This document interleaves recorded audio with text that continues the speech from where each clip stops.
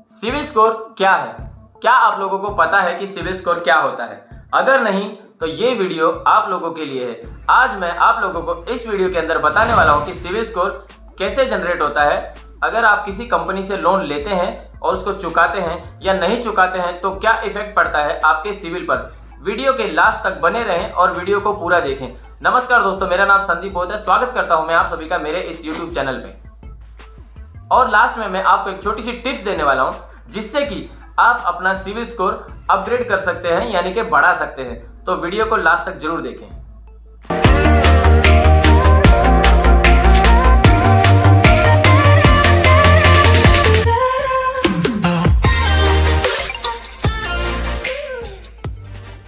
Civil score क्या होता है? सिविल स्कोर एक 3 डिजिट का नंबर होता है जो 300 से लेकर 900 के बीच में होता है, जो कि अगर आपका सिविल 700 या 750 है तो बहुत अच्छा है। अगर आपका सिविल 800 प्लस है तो एक्सीलेंट स्कोर है। बैंक उसको एक्सीलेंट स्कोर मानता है और ऐसे कस्टमर बैंक को चाहिए होते हैं जो 800 प्लस के ऊपर रहते हैं। अगर आप 750 या 700 इसके बेस पर अगर आप लोन लेने जाएंगे तो बैंक आपको हाई रेट इंटरेस्ट चार्ज मारेगा अगर आप कोई भी लोन उठाते हैं तो बैंक से। अगर आपका सिविल 700 के नीचे है, यानी कि 600 है, 650 है या 500 है, तो उसके बेस पे आपको लोन नहीं मिलेगा। आप कितने भी बैंक के चक्कर काटो या कितने भी शॉप के चक्कर काटो, अगर आपका सिविल स्कोर 600 या 650 के अंदर है तो आपको कोई भी लोन नहीं देगा। आपसे हाथ जोड़ लेगा और बोलेगा कि भैया आपके लिए हमारे पास कोई भी चीज़ नहीं है। इसीलिए दोस्तों मैं आपको सलाह देना चाहूँगा, जल्द से जल्द जो भी आपका बकाया लोन है उसको पूरा करें और अपना जो पेमेंट आपने डिले किया है या फ्यूचर में कभी आप लोन लेने वाले हैं तो मैं आपको यहाँ पर यही बोलना चाहूँगा कि अपनी पेमेंट टाइम से भरें। आगे बढ़ने से पहले मैं आप लोगों को बताना चाहता हूँ कि ये मेरे फ्रेंड है मुन्ना भाई। इनका एक सवाल है जो कि मुझसे पूछना चाहते हैं। तो मुन्ना भाई पूछिए, आप क्या सवाल है? सर मेरा ये एक सवाल ऐसा है कि यदि मैं किसी बैंक से मैंने लोन उठाया है और मैंने 4 या 5 इंस्टॉलमेंट उसके दिए हैं और इत्तेफाकन मैं 6ठी इंस्टॉलमेंट नहीं दे पाता हूँ, तो इन प्रोविजन में क्या मेरा लोन में इफेक्ट होगा कुछ? सिविल पर या सिविल पर मेरा कुछ इफेक्ट होगा? इसका जवाब आप मुझे दीजिए। बिल्कुल सही सवाल किया है मेरे दोस्त ने। मैं आप लोगों को और इनको भी बताना चाहूंगा कि आप बैंक से, किसी भी बैंक से या किसी भी शॉप से कोई भी छोटा सा लोन उठाते हैं, जैसे कि आपने मोबाइल उठाया है या कार लोन लिया है या बाइक लोन लिया है, अगर आप उसकी इंस्टॉलमेंट टाइम से भरते हैं, अगर आपको बैंक ने टाइम दिया है 2 तारीख का या 5 तारीख का, तो आप एक दिन पहले ही अपने इंस्टॉलमेंट बैंक में डालिए ताकि अगले दिन वो टाइम पर कट जाए। अगर इसके चलते आपका हफ्ता यानी कि इंस्टॉलमेंट आपकी अगर बाउंस होता है तो उसको आपको डबल चार्ज होता है। कैसे? एक तो बैंक आपको चार्ज लगाता है, प्लस आपको कंपनी चार्ज लगाती है और प्लस आपका जो सिविल है वो भी डाउन होता है। ऐसा मत समझिए आप लोग कि आप लोगों ने 10 महीने का लोन उठाया है और आपने 9 महीना एकदम अच्छे से भरा है और 10वें महीने में आपने बाउंस कर दिया है तो आपके सिविल पर इफेक्ट नहीं पड़ेगा। नहीं, आप चाहे 1000 रुपये कम भरो या 1 रुपया कम भरो, सिविल आपका उतना ही डाउन होएगा, क्योंकि आपकी हर 45 दिन में आपका जो सिविल है वो बैंक भेजता है ब्यूरो के पास। ब्यूरो यानी सिविल ब्यूरो के पास, credit information bureau India limited, CIBIL के पास भेजता है और सिविल आपका पूरा बैकग्राउंड चेक करता है। फिर रिटर्न रिपोर्ट जो है बैंक के पास भेजता है और बैंक आपका क्रेडिट चेक करता है और धड़ल्ले से आपका जो सिविल है वो डाउन हो जाता है। ये आपका जवाब है। थैंक यू संदीप भाई। मेरे पास क्रेडिट कार्ड है, वो 1 लाख रुपए का है, उसे मुझे बताइए मुझे कैसे यूज करना है। ठीक है, अब मैं आपको बताता हूँ। सपोज आपके पास क्रेडिट कार्ड है जिसकी लिमिट 1 लाख रुपए है, ठीक है। अगर आपने उसकी लिमिट 80,000 रुपए तक यूज किया है और अगर आप उसको 80,000 तक यूज कर रहे हैं, मतलब कि बैंक आपको 0 इंटरेस्ट रेट पे आपको पैसा यूज करने को दे रहा है, बरोबर। अगर आप उसकी पेमेंट टाइम पर करते हो, बैंक आपको 50 दिन का टाइम देता है। 1 महीने का तो टाइम देता ही है, 30 दिन का तो टाइम रहता ही है, प्लस 20 डेज आपको एक्स्ट्रा मिलता है अपनी उस लिमिट को पूरा करने के लिए। जो कि मैं आपको और हमारे दोस्तों को बताना चाहूंगा। अगर आपके पास क्रेडिट कार्ड है और उसकी लिमिट 1 लाख रुपीस है और आप 80 से 90 हजार की लिमिट यूज करते हैं तो आपको उसको टाइम पर पे करना चाहिए। अगर आप समझिए कि आपने 80 हजार की लिमिट यूज की है और आपने 79,000 भरा है और 1,000 रुपए के लिए आपने उसको डिले कर दिया है, तो आप ये मत समझिए कि मैंने भैया 79,000 रुपए तो टाइम से भरा है, यानी 79,000 आपने टाइम से भरा है और 1,000 रुपए की तो बात है खाली, तो उस पे क्या फर्क पड़ेगा। लेकिन नहीं, यहीं पर हम लोग गलती करते हैं और जानकारी नहीं है आपको और कस्टमर को कि 1 रुपया हो या 1,000 रुपया हो, सिविल आपका उतना ही इफेक्ट होएगा जितना कि आप 1 लाख रुपए भरने पे, 1,000 रुपए भरने पे या 1 रुपए भरने पे कमी करोगे। तो मैं आपको यहाँ पर सजेस्ट करना चाहूंगा कि अगर आप भविष्य में या प्रेजेंट में कोई भी लोन चल रहा है उसको आप हमेशा टाइम पर पे कीजिए। आप अपनी पेमेंट कभी भी लेट मत कीजिए। Never delay your payment. कभी भी आप अपनी पेमेंट लेट मत कीजिए। मेरा आप लोगों से यही सजेशन है। थैंक यू संदीप भाई। संदीप भाई, मैंने 5 लाख का पर्सनल लोन उठाया है और मैंने 3-3.5 साल उसको टाइम से पेमेंट भरा हुआ है। ठीक। और इसके बाद थोड़ा सा जैसे कोविड आ गया है बीच में, हाँ, तो सर्टन सरकमटेंसेस में मैं उस लोन को अदा नहीं कर पाया, पे कर नहीं पाया। फिर भी क्या मुझे मेरे सिविल पर इफेक्ट पड़ेगा? मतलब आप बैंक से सेटलमेंट करना चाहते हैं, हम बोलने का मतलब ये है ना? सेटलमेंट करना चाहते हैं। बहुत अच्छा सवाल है। मैं आप लोगों को यहाँ पर बताता हूँ, अगर आपने इन फ्यूचर कभी या पास्ट में कभी लोन लिया है बैंक से 1 लाख रुपए का, जैसे मुन्ना भाई बता रहे हैं कि उन्होंने 5 लाख रुपए का लोन लिया है और 3-3.5 साल उन्होंने टाइम से भरा है। अभी कोविड के चलते कुछ गड़बड़ आ गया काम धंधे में, तो क्या इफेक्ट पड़ता है?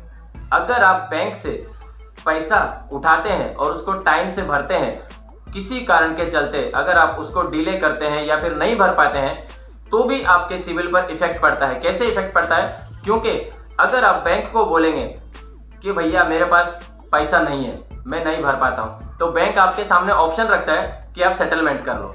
अगर आप सेटलमेंट करेंगे तो बैंक आपको कम से कम पेमेंट ऑफर करेगा। जैसे कि अगर आपका लोन 5 लाख का है तो बैंक आपको बोलेगा कि भैया आपने 3 साल टाइम से भरा है, आपका 2 लाख रुपए बनता है, तो आप 2 लाख रुपए सेटलमेंट हमको पूरा करो और केस क्लोज करो, तो आप उसमें तैयार हो जाते हैं। लेकिन आप ये मत समझिए कि आपने सेटलमेंट कर दिया बैंक के साथ में और अगर आपको एनओसी लेटर भी मिल जाता है तो भी आपका जो सिविल है वहां पर डाउन जाता है। क्यों डाउन जाता है? क्योंकि आपने पूरा जो लोन है वो चुकाया नहीं है। बैंक की एक ही पॉलिसी रहती है कि अगर आप वहां से लोन उठाते हो तो उसको पूरा चुकाएं, उसको पूरा भरें, इंटरेस्ट के साथ में पे करें। संदीप भाई, ऐसा है कि मैंने 23 अप्रैल को मैंने एक मोबाइल शॉप से एक मोबाइल खरीदा है, जो कि उसकी पेमेंट 7 महीने की कुछ इसकी इंस्टॉलमेंट थी। हाँ, इंस्टॉलमेंट 7 मंथ्स का था। लेकिन 7 मंथ्स होने के बाद भी मुझे इसका लोन आ रहा है, तो इस संदर्भ में मुझे क्या करना चाहिए? मतलब आपको लगता है कि आपका जो इंस्टॉलमेंट है उसका टाइम पीरियड पूरा हो चुका है और एक्स्ट्रा पैसा जा रहा है। अच्छा, तो ऐसे है ना, ऐसे केसेस है ना, बहुत सारे रहते हैं कि कभी भी आप किसी भी शॉप से या किसी भी कंपनी से कोई चीज उठाते हैं और सपोज आपने 8 महीने के लिए लिया है या 10 महीने के लिए लिया है, उसका टाइम पीरियड पूरा होने के बाद भी अगर आपके बैंक से पैसा कटता है, ऐसी प्रॉब्लम लगभग बहुत सारे कस्टमर के साथ में आती है। तो मैं आप लोगों को यहाँ पर बताना चाहूंगा कि आप है ना जल्द से जल्द बैंक के पास जाइए और अपना पूरा डिटेल निकालिए। वो डिटेल लेके आप उस कंपनी में जाइए जैसे कि जिससे आपने फाइनेंस किया है, बजाज हो गया या कैपिटल हो गया, और भी बहुत सारी कंपनियां हैं मार्केट में। लगभग हर किसी के साथ में कभी कभी ऐसा सपोज 20 केस में 1% केस ऐसा रहता है कि किसी का EMI जो है एक्स्ट्रा कट जाता है और आपको पता नहीं चल पाता है। तो मैं आपको यहाँ पर यही सजेस्ट करना चाहूँगा कि जितना जल्दी हो सके आप बैंक में जाइए, उसको आप अपनी कंप्लेंट जो है बैंक में दर्ज कीजिए और उनको बताइए कि भैया मेरा टाइम पीरियड पूरा हो गया है, तो अभी भी बैंक से मेरा पैसा क्यों कट रहा है। आप बैंक को सवाल करेंगे, बैंक आगे सवाल करेगा, कि भैया ऐसा क्यों है। फिर आपको एक लेटर बना के देगा, लेटर आप कंपनी में डिपॉजिट करेंगे, कंपनी वाला वहां पे आपका चेक करेगा हर एक महीने का डिटेल कि हाँ आपका पैसा कट गया है। जहां पर बाकी रहेगा या बाकी नहीं रहेगा वो पूरी डिटेल आप लोग को देगा। समझ आपका भी पैसा कट रहा है ना, हाँ। तो आप बैंक में ही जाएंगे कि मेरा पैसा क्यों कटा है। नहीं। बैंक, सुनिए मेरी बात, बैंक मेरे को आपको जाना पड़ेगा बजाज फाइनेंस में। सुनिए तो सही, बैंक आपको बताएगा कि आपका बजाज से हफ्ता कट रहा है, हाँ। और आपका ये प्रॉब्लम है। हाँ। आप उस शॉप पे जाइए जहाँ से आपने मोबाइल खरीदा है, हाँ। बरोबर। हाँ। आप उसी शॉप पे जाएंगे और उसको बोलेंगे भैया मेरा 7 महीना पूरा हो गया है, उसके भी बाद भी मेरा हफ्ता कट रहा है, तो वो आगे आपको बोलेगा कि आप ब्रांच में जाइए, बरोबर है कि नहीं। बस फिर भी आपको वहीं पे बोलेगा, और मैंने उसमें वही बताया है, आपको बैंक सजेस्ट करेगा कि आप कंपनी के पास जाएं। बस। संदीप भाई मुझे एक बात बताइए कि लोन जो होते हैं वो कितने प्रकार के होते हैं? हाँ, ये बहुत अच्छा सवाल किया मुन्ना भाई ने कि लोन जो है ना, हम लोगों को पहले ये पता कर लेना चाहिए कि सिक्योर लोन और अनसिक्योर लोन कौन कौन से होते हैं। सिक्योर लोन जो कि मैं आपको बताता हूँ, जैसे कि आप होम लोन लेते हैं, कार लोन लेते हैं या गोल्ड लोन लेते हैं, ये हैं सिक्योर लोन। अब इनको सिक्योर क्यों बोला जाता है? सपोज आपने किसी भी बिल्डर से या कहीं पर भी कोई प्रॉपर्टी खरीदी है, कोई फ्लैट लिया है या कोई घर बुकिंग किया है, ठीक है, आप बैंक से लोन उठाते हैं, होम लोन लेते हैं, आप उसको पेमेंट करते हैं, हर महीना पेमेंट करते हैं, आपने 5 साल 10 साल पेमेंट किया, उसके बाद इन फ्यूचर कुछ ऐसा कारण हुआ कि आप पेमेंट नहीं भर पा रहे बैंक को, तो बैंक क्या करेगा, आपका जो घर है ना आपको अपने ताबे में ले लेगा, मतलब आपको बोलेगा कि घर खाली कर दीजिए। ये सिक्योर लोन है। फिर आप एक कार लोन लेने जाते हैं, कार लोन पे आपको लोन मिलेगा, वो भी एक सिक्योर लोन है। अगर आप कार की ईएमआई जो है टाइम से नहीं भरते हैं तो बैंक क्या करेगा, आपकी गाड़ी को जब्त कर लेगा। और गोल्ड लोन में क्या होता है दोस्तों, गोल्ड लोन में ये है, अगर आप ब्याज से पैसा उठा रहे हैं बैंक से, तो अगर आप उसको टाइम से भरते हैं तो बहुत अच्छी बात है, अगर नहीं भरते हैं तो बैंक क्या करता है, आपके गोल्ड को ऑप्शन कर देता है, यानी ऑप्शन में डाल देता है, और ऑप्शन करके अपना जो पेमेंट है रिकवर कर लेता है। ये तो है सिक्योर लोन बैंक की तरफ से। अब अनसिक्योर लोन कौन से हैं, जैसे कि पर्सनल लोन और क्रेडिट कार्ड। पर्सनल लोन क्या है, बैंक आपके ऊपर भरोसा करके, यानी आपके ऊपर भरोसा करके, आपके ऊपर ट्रस्ट करके आपको पैसा देता है, बरोबर। उसमें ना ही तो कोई होम लोन है, ना ही कोई कार लोन है, ना गोल्ड लोन है, सिर्फ और सिर्फ बैंक आपके ऊपर ट्रस्ट करता है और आपको लोन देता है, सिर्फ और सिर्फ आपके ऊपर। लेकिन यहाँ पर अनसिक्योर लोन ये बोलता है कि भैया अगर आप अपने भरोसे पे पेमेंट आप ले रहे हो तो उसको टाइम से भरो, अगर उसको भी आप टाइम से नहीं भरेंगे तो भी आपका सिविल इफेक्ट होने वाला ही है, ये तो सबको ही पता है। और दूसरी बात, अगर आप क्रेडिट कार्ड यूजर हो, अगर आप क्रेडिट कार्ड यूज कर रहे हो, सपोज आपकी क्रेडिट कार्ड की लिमिट जो मैंने बोला मुन्ना भाई को वैसे बताता हूँ, लाख रुपए की है और आप 80,000 रुपए हर महीना उसको यूज कर रहे हैं, तो बैंक क्या समझेगा कि आप क्रेडिट पर निर्भर हैं। मतलब सामने वाले को ऐसा लगेगा कि इस आदमी को सिर्फ और सिर्फ बैलेंस की जरूरत पड़ती है, बस आपको 80,000 रुपए जीरो इंटरेस्ट रेट पे यूज करने को मिल रहे हैं, और इन फ्यूचर अगर आप उसको नहीं भर पाते हैं, आपने 1 महीना 2 महीना 3 महीना टाइम से भरा है और चौथा महीना आप नहीं भर पा रहे हो, तो पिछले महीने का या उससे पिछले महीने का बैंक ने आपको 80,000 रुपए हर महीना यूज करने को दिया है, तो उसके चलते बैंक आपको बरोबर पूरा भारी चार्ज मारेगा अगर आपने उसका पेमेंट लेट किया तो। बार बार मैं आप लोगों को एक ही बात बताता हूं कि नेवर डिले योर पेमेंट, आप अपनी पेमेंट कभी भी लेट मत करिए। तो यहाँ पर एक छोटी सी टिप्स मैं आप लोग को देना चाहूँगा कि अगर आपके पास क्रेडिट कार्ड है तो उसकी छोटी छोटी पेमेंट आप यूज़ कीजिए। सपोज आपका क्रेडिट कार्ड की लिमिट 1 लाख रुपए है, तो आपको 30% 40% यूज़ कीजिए, उसको यूटिलाइज कीजिए कि आप मेक श्योर कि ज़्यादा से ज़्यादा आप 30 या 40 हज़ार तक की लिमिट यूज़ करें। क्यों, इसका कारण क्या है, आप छोटी पेमेंट में यूज़ करेंगे तो टाइम से पेमेंट कर पाएंगे और आपका जो क्रेडिट कार्ड है आपका जो सिविल स्कोर है वो बना रहेगा, बरकरार रहेगा। दूसरी बात, अगर आपके पास क्रेडिट कार्ड नहीं है और यहाँ पर आपने किसी कंपनी से लोन उठाया है और उसको पूरा नहीं भरा है, बकाया रखा है, तो आप उसको कैसे मेंटेन कर सकते हैं।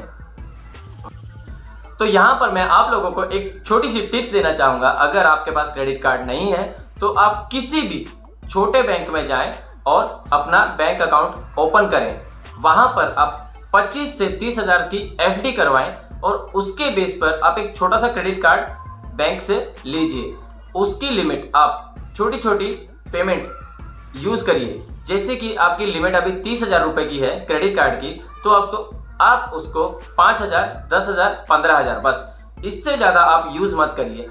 मैं आपको बताता हूं कि एक साल में जहां पे आपका सिविल स्कोर 600 या 650 के आसपास है, एक साल में आपका सिविल स्कोर जो है वो अप हो जाएगा, यानी वो ग्रोथ करेगा। अगर आप छोटी छोटी पेमेंट क्रेडिट कार्ड से यूज करते हैं और उसको टाइम पर पूरा करते हैं तो मेक श्योर आपका सिविल स्कोर जो है वो अप होएगा। यानी कि तो कैसा लगा आज का ये वीडियो आप लोगों को मुझे कमेंट में जरूर बताएं, और अभी तक आपने मेरे इस चैनल को सब्सक्राइब नहीं किया है तो प्लीज जल्द से जल्द सब्सक्राइब कर ले। ऐसे ही इंफॉर्मेटिव वीडियो मैं आप लोगों के लिए लेकर आता रहूंगा। धन्यवाद, नमस्कार।